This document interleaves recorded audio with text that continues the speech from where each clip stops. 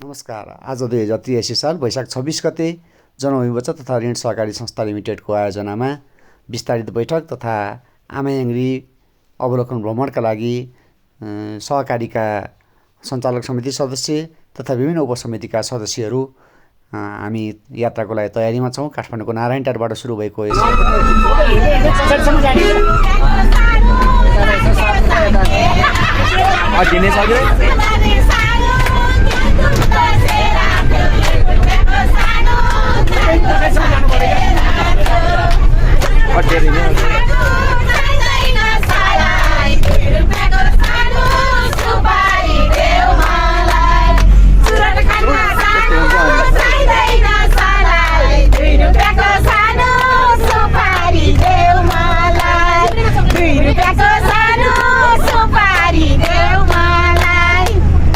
ए हामी सेरा सानो गाभा पो भेट झिमिरेमा सानो किनिन्थ्यो चकलेट। हामी सेरा सानो गाभा पो भेट झिमिरेमा सानो किनिन्थ्यो चकलेट।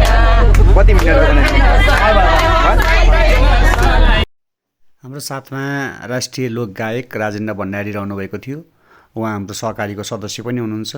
उहाँले गाडीमा रहनुभएका सम्पूर्ण सहभागीहरूलाई लोकदोहोरी मार्फत अत्यन्त मनोरञ्जन प्रदान गर्नुभयो र त्यसमा सहकारीका अन्य सदस्यहरूले पनि साथ दिनुभयो।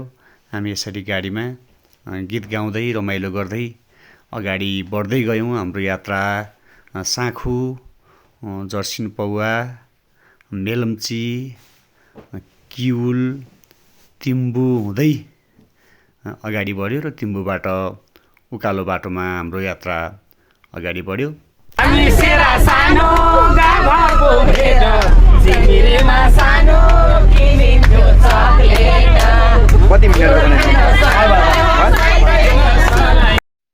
यात्रा ककनीभन्दा अगाडि पुगेपछि बाटोमा गाडी फसेको थियो। त्यहाँ तार्केहिङ पुग्ने क्युको गाडी फसेको हुनाले हाम्रो गाडी रोकिन गयो र हामी त्यसभन्दा पछाडि रहेका दुईवटा गाडीका यात्रुहरू हामी अगाडि गएर बस्नुपर्ने अवस्था रह्यो र दुईवटा गाडीहरू चिप्लो बाटो थियो। ढुङ्गा सोलिङ गरेको ठाउँमा गाडी फसेको हुनाले गाडीका स्टाफहरूले त्यहाँ चाहिँ बालुवा बोरामा लिएर आएर बालुवा हाल्ने, साबेनले हिलो पन्छाउने गरेर प्रयास गरिरहनु भएको थियो। गाडी ब्याक गर्ने, फेरि अगाडि आउने प्रयास गर्ने, फेरि ब्याक गर्ने गरेर गर्दै बल्ल बल्ल गाडी फेरि साङ्गीतिक मन्त्र भन्दै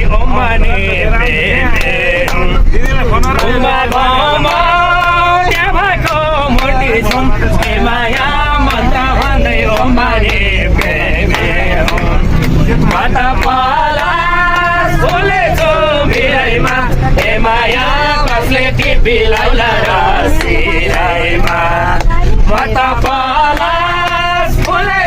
भिराइमा हे माया कसले टिपी लाउला रसिराइमा हे माया कसले टिपी लाउला रसिराइमा। घना जङ्गलको बिचबाट जाने अप्ठ्यारो बाटो साँगुरो र घुमौरो थियो। दायाँ बायाँ अग्ला रुखहरू उभिएका थिए जसमा हरिया पातहरू हावासँगै सुसाइरहेका थिए। बाटोभरि अनेक चराचुरुङ्गीहरूको आवाज सुन्दै हामी अगाडि बढिरहेका थियौँ। यात्रा जति अगाडि बढ्थ्यो जङ्गलको रहस्यमय वातावरण त्यति नै गहिरिँदै जान्थ्यो। घामका किरणहरू रुखका हाँगा बिङ्गाबाट छिर्दै भुइँको भुइँमा सुनौलो आकृति बनाइरहेका थिए। कहिलेकाहीँ बाटोमा ढुङ्गा र उकालो यात्राले कठिन बनाउँथ्यो, तर प्राकृतिक सुन्दर दृश्यले थकान बिर्साउँथ्यो। यो अप्ठ्यारो बाटो केवल यात्रा मात्र थिएन, प्रकृतिसँगको एक विशेष भेट जस्तो अनुभव हुन्थ्यो। जङ्गलको शान्त वातावरणले मनलाई नयाँ उत्साह र आनन्द भरिदिन्थ्यो। हामी यात्रीहरू उकालो बाटोमा लौरो टेक्दै झोला बोकेर साथीहरू अगाडि बढिरहनु भएको छ र बिचमा कोही बस्दै कोही फटाफट हिँड्दै अगाडि बढिरहेका छौँ।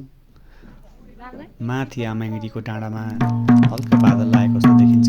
मादल बजाउँदै गीत गाउँदै रमाइलो गर्दै अगाडि बढिरहेको टोली कहीँ अलि खुल्ला चौड जस्तो देखिने त कहीँ चाहिँ घना जङ्गल।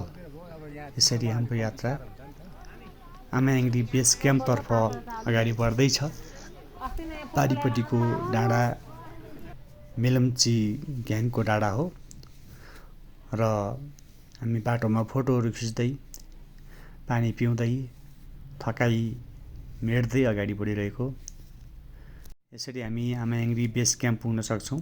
आमायाङ्ग्री बेस क्याम्पमा रहेको ठुलो चौरमा आमायाङ्ग्री बेस क्याम्प होटल भन्ने रहेको छ। साथीहरू कोही तलबाट आउँदै पनि हुनुहुन्छ। थकान अत्याधिक रहेको छ। डाँडा काँडा हिँडिरहेको मानिसहरू भए पनि यो लामो समयपछि शरीरमा व्यायामको अभाव, नियमित अभ्यासको अभावले गर्दाखेरि हामीलाई यो सामान्य बाटो पनि असामान्य रूपमा गाह्रो र लामो लागिरहेको छ। हामी साथीहरू अगाडि बढिरहेका।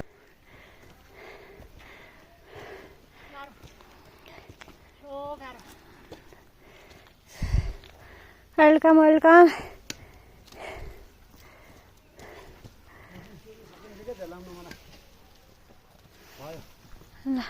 The best view comes after the hardest climb। का साथ हामी उकालो यात्रा कायम राख्दै कठिन र सुन्दर भ्यू देख्ने उद्देश्यका साथ पुग्न टाइम लाग्दै हामी बेस क्याम्पमा आइपुग्छौँ। बेस क्याम्पमा आइपुगेपछि फोटो खिच्ने हेलो गाइज र सुन्दर दृश्यलाई क्यामेरामा कैद गर्ने कामहरू गरिरहेका छौँ र त्यसलाई क्यामेरामा कैद गर्ने बेलुकाको बास हाम्रो खाना खाएपछि लोक गायक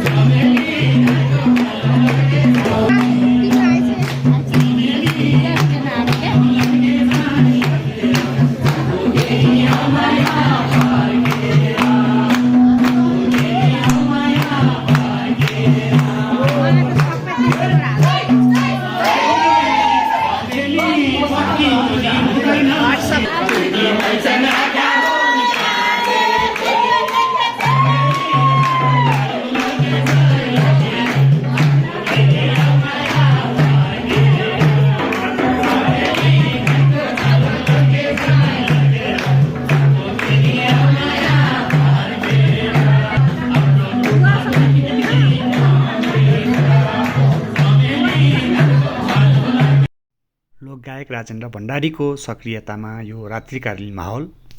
27 गते बिहान 4 बजे उठेर हाम्रो उकालो यात्रा सुरु हुन्छ। बेस क्याम्पबाट आमायाङ्ग्री पिकतर्फको यो उकालो यात्रा पनि अत्यन्त उत्साहप्रद रूपमा हाम्रा 40 जनाभन्दा बढी बढिरहनु भएको छ। हिँड्दै जाँदा कसैको गति अलि चाँडो र कसैको गति अलि ढिला हुनु जाँदा कोही साथीहरू अलि अगाडि पुगिसक्नु भएको छ भने कोही साथीहरू पछि पछि आउँदै हुनुहुन्छ।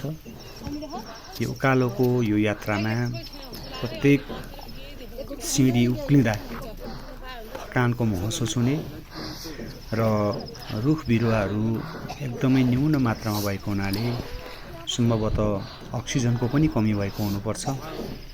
साथीहरू उकालोलाई गाह्रो मानेर उक्लिरहेको देखिन्थ्यो।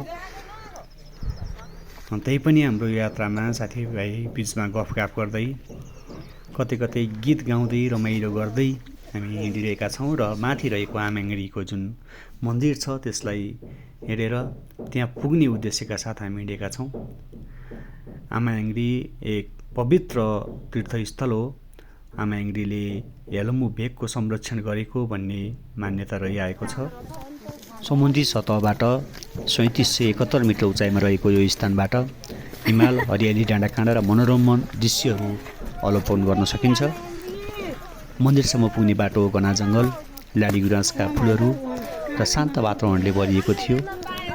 यात्राको क्रममा चिसो हावा, चराचुरुङ्गीको आवाज, प्रकृतिको सुन्दर दृश्यले हामी सबैलाई आनन्दित बनाइरहेको थियो।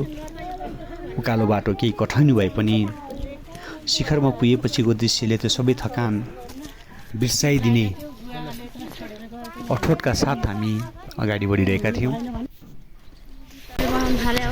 हजुर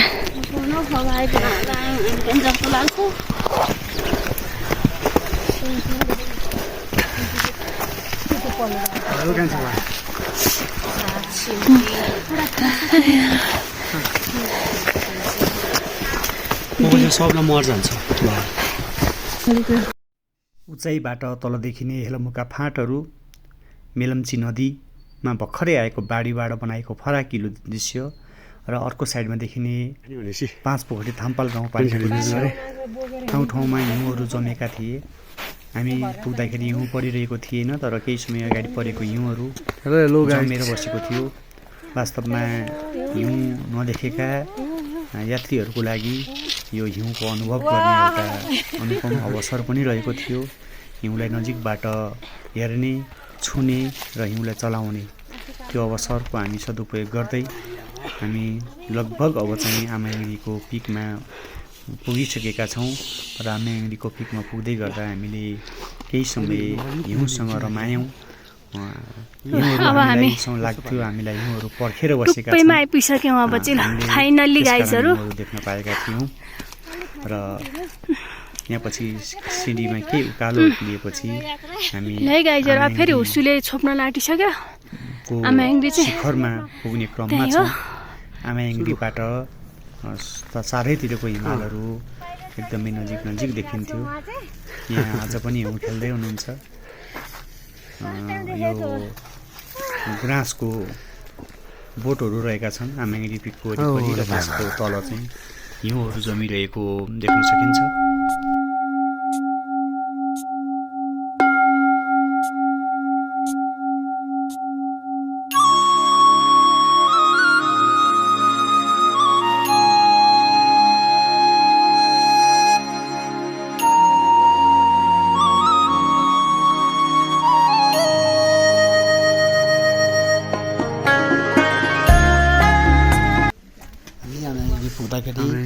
हिमालहरूमा बादलले भर्खर छोडेर हिमालका चुचुरामा सेतो हिउँहरू हामी देखिरहेका थियौँ।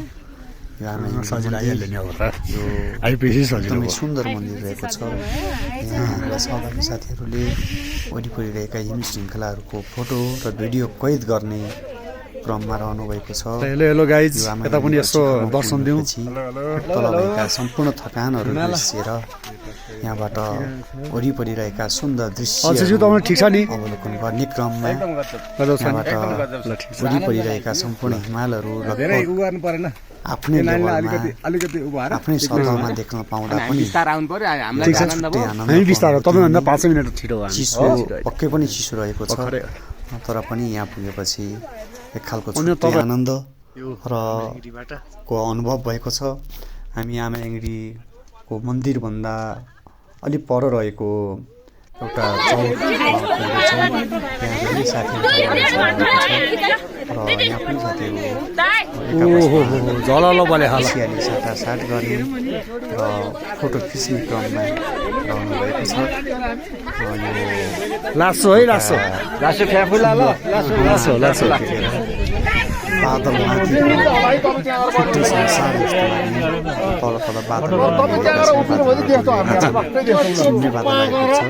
छिन्ने त्यो बादल आउँछ र सुन्दर हिमाल फुल्छ। हिमालको मौसमको भर हुँदैन, त्यसै गरी यहाँको पनि मौसमको भर छ हुने रहेछ। एकैछिन अगाडि आमाइलीलाई पनि डम्म बादलले ढाकेको थियो, अहिले आमाइली एरिया खुल्ला भएको छ।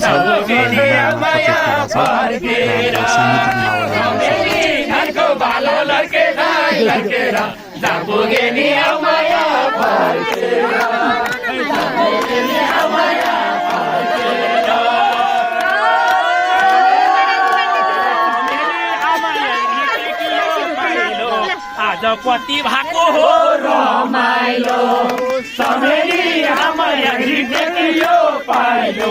आज कति भएको हो रमाइलो समेली घरको बालो लड्के धाइ लड्केर जाबुगे नि आमाया फर्केर।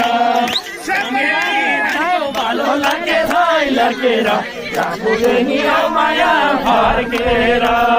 जाबुगे नि आमाया फर्केर। कमेली अझै हामी छौँ खुसी मना। साथीहरूसँगको एकैछिनको साङ्गीतिक माहौलपछि फेरि हामी आमाइलीको अर्को साइडमा जान्छौँ। त्यो समयमा फेरि आमाइलीलाई बाक्लो उसुले ढाकेको छ, कोही ढाकेको छ र हामी त्यही पर रहेका दृश्यहरू पनि देख्न गाह्रो हुने अवस्थामा छ। आमाइली मन्दिरलाई पनि केही बादलले ढाकेको अवस्था छ। यद्यपि हामी साथीहरू चाहिँ नजिकमा रहेर फोटो खिच्ने र रमाइलो गर्ने क्रममा रहेका छौँ र हामी बादल हटेर फेरि एकपल्ट रहेका छौँ। हिमाल खुलेपछि फेरि एकपल्ट हिसाबवलोकन गरेर मात्र हामी फर्किने हाम्रो तयारी गरेका छौँ।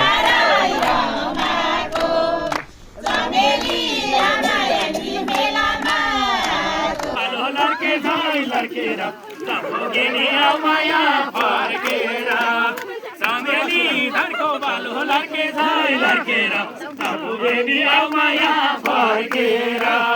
जाबुगे नि आमाया फर्केर। मलाई लडाइदिनु होला। समेली दर्शन गरी बिस्तारै जानु छ, पन्डा रोटी ब्रेकफास्टमा खानु छ। समेली धरको बालो लड्के धाइ लड्केर जाबुगे नि आमाया फर्केर। यहाँ पुनः हामी तामाङ सेलोमा र हेल्मो शैलीमा हाम्रो चाहिँ साङ्गीतिक रमाइलो र साथीभाइ बिचको एउटा रमाइलो माहौल हाम्रो सुरु हुन्छ।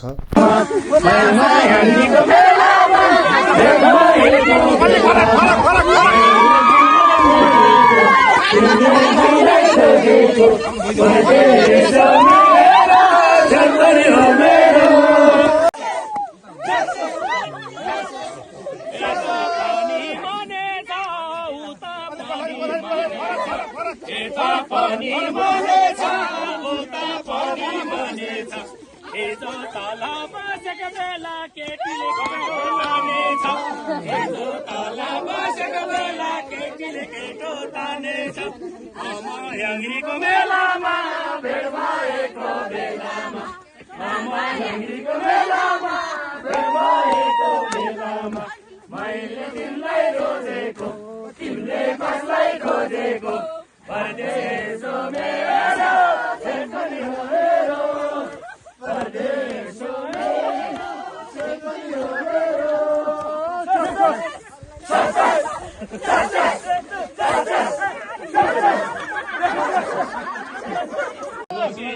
माया फर्केर समेली धरको बालो लड्के धाइ लड्केर जापुगे नि माया फर्केर। जापुगे नि माया फर्केर।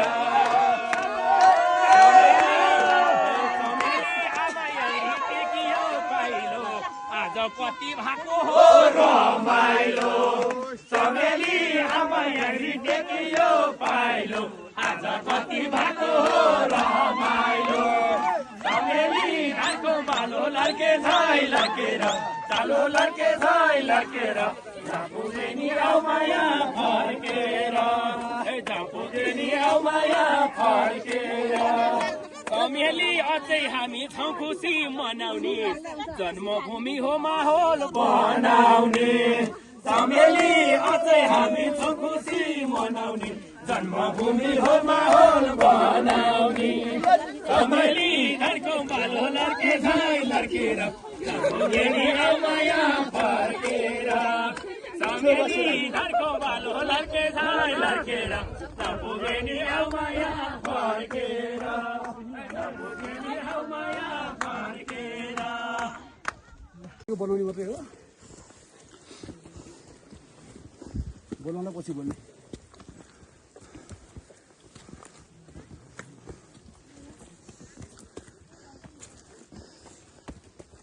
ससाबाट खाइँदैन त छैन है अहिले भिडियो बनाउँदा मलाई लास्ट हुने भयो नि त फेरि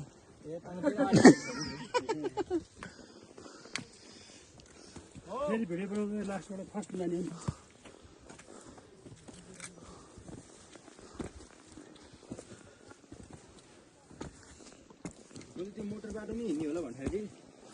अनि मोटर बाटो हिँड्यो भने त यो छोटो बाटो चाहिँ कसले हिँडिदिनु भयो नि फेरि हामी यति नै हो अब अगाडि बढाउँ नि त घुम्ती घुम्ती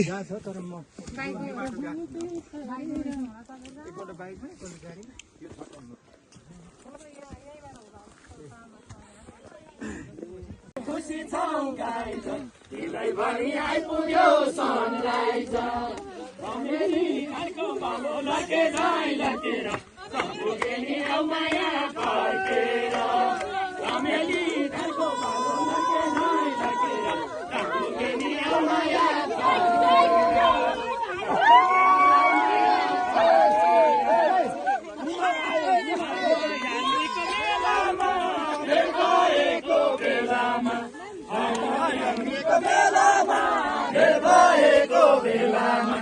मैले तिमीलाई खोजेको तिमीले मलाई खोजेको परदेशो मेरो देखनी हो मेरो छस गर है